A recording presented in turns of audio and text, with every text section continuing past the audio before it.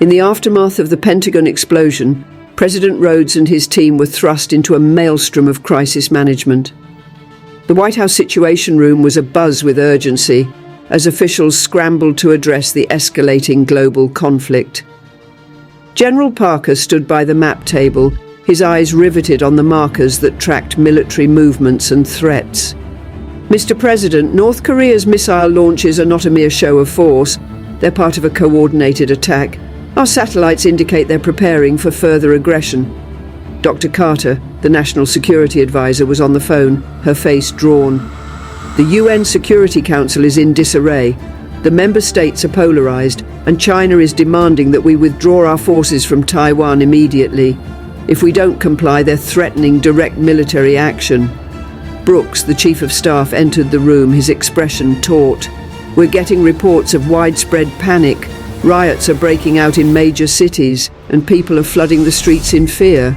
The media is fueling the chaos with sensational coverage. Rhodes, his face lined with worry, ran a hand through his hair. What can we do to stabilize the situation? Parker spoke with urgency.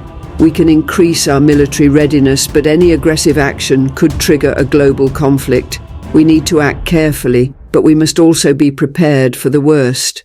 The room was jolted by a sudden explosion, causing the lights to flicker and casting an eerie glow over the tense faces in the room.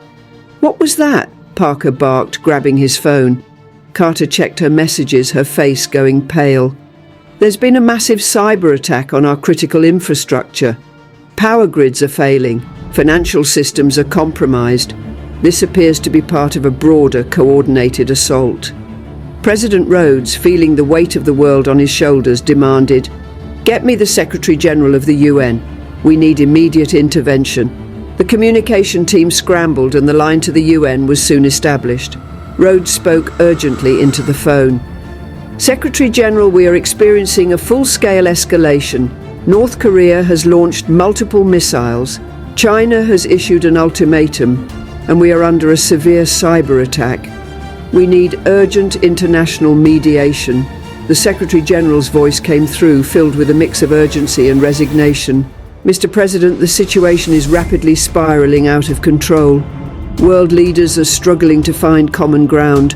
The possibility of a full-scale war is increasing by the hour." Rhodes ended the call and turned back to his team, his expression grim. "Prepare a public statement. We need to reassure the American people and our allies that we are taking decisive action to protect ourselves and restore order."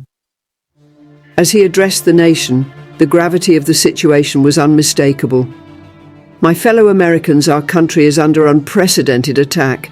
We are facing a coordinated assault involving missile strikes, cyber attacks, and escalating threats from multiple nations. We are taking all necessary measures to defend our nation and our allies. I ask for your patience and trust as we navigate this perilous moment."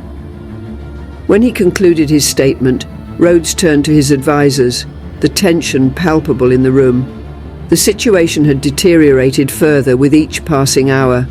North Korea had expanded its attacks, targeting not only South Korea and Japan, but also launching strikes against US bases in the Pacific. Meanwhile, China's aggression in the South China Sea had reached a boiling point, and Russia had begun mobilizing troops along its borders. The Situation Room was now a hub of frantic activity. General Parker issued new orders, his voice steady but urgent. "All military units are on high alert.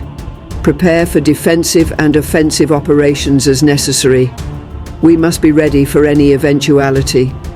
Dr. Carter, working feverishly to coordinate with international allies, added, "The European coalition is mobilizing, but we need to ensure our strategies are aligned. Diplomatic efforts are failing and the situation is rapidly escalating." Brooks, managing internal affairs, reported with increasing concern. "The nation is in chaos, emergency services are overwhelmed, and there's growing frustration and fear among the public." As the hours passed, it became clear that the conflict was spiraling out of control. President Rhodes could no longer ignore the overwhelming evidence. The situation had surpassed the point of no return. With a heavy heart, he addressed his team, his voice resolute but tinged with sorrow. "This is it," Rhodes said, looking around at the faces of his advisors, his expression one of grim acceptance. "World War III has begun." The room fell into a somber silence as the weight of the president's words sank in. The dreaded war was here and the world would never be the same again.